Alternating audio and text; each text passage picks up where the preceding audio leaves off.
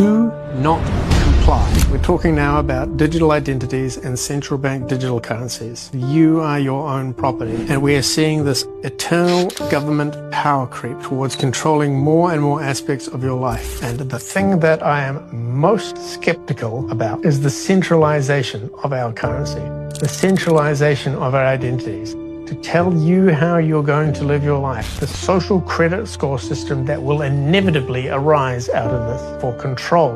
We cannot permit this to happen. Probably on to a little bit more of a serious topic, which is on the world stage at the moment, which is the increasing centralization of your currency and your identity.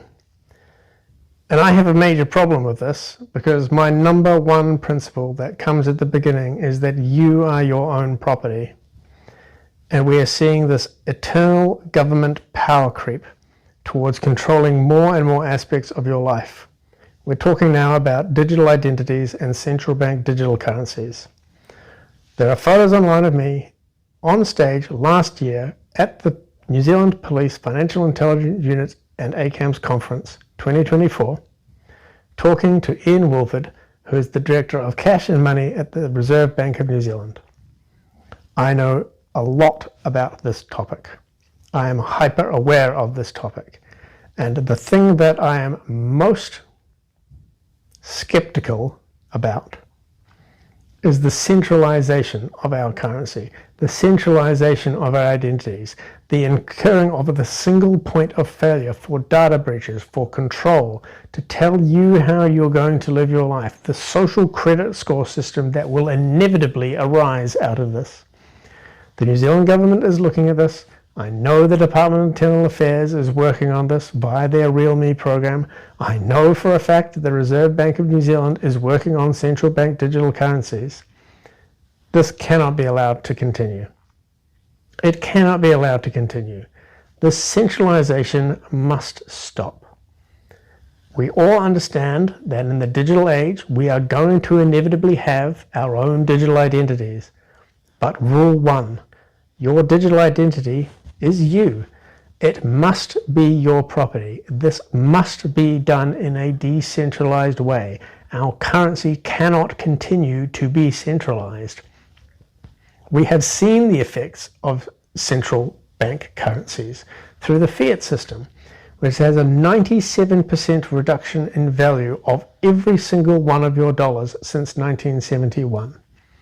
Let me bring this right back home to the sort of people that are sitting around the minimum wage at the moment.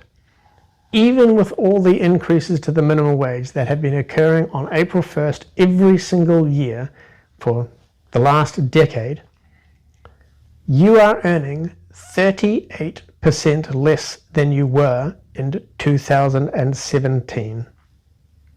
You have 38% less spending power. This is not a cost of living crisis. This is a fiat inflation crisis. And it's not just here. It is everywhere around the world. All the governments are doing exactly the same thing.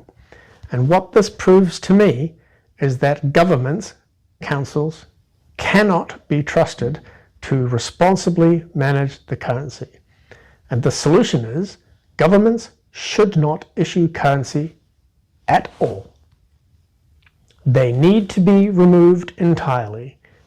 They cannot be trusted.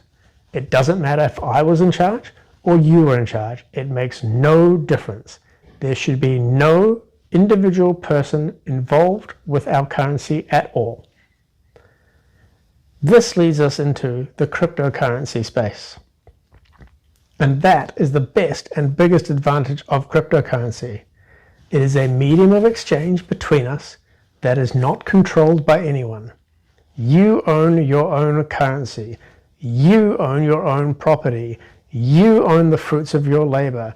You are the one that gets to determine how, when, and why that is spent on whatever it is that you decide to spend it on. If we allow our governments to take control of our digital identities in a centralized manner and take control of our currencies in a centralized manner, that will be the last choice, the last vote that you ever make. I would not give control of my wealth, my assets, my labor, and my individuality to my worst enemy. So why would I give it to the government? They might agree with you now, but what happens when the government changes? What happens if the people that you don't like get elected, which happens very frequently in democracies? What happens then? What happens if they suddenly decide that whatever your special interest is no longer in the interest of society? They'll cut you off. Oh no, you've used your carbon credits, you can't go on that holiday. Oh no, you've used your carbon credits, you can't leave your 15-minute city.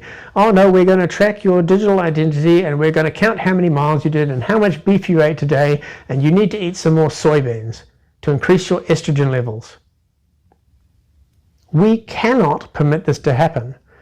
And I am encouraging everybody publicly, do not comply. Do not comply with digital ID. Do not move on to the central bank digital currency. They can't really force us to. They can't do it. It's not possible. All we have to do is to stand our ground and just say, look, I'm just not actually interested in using your centralized system.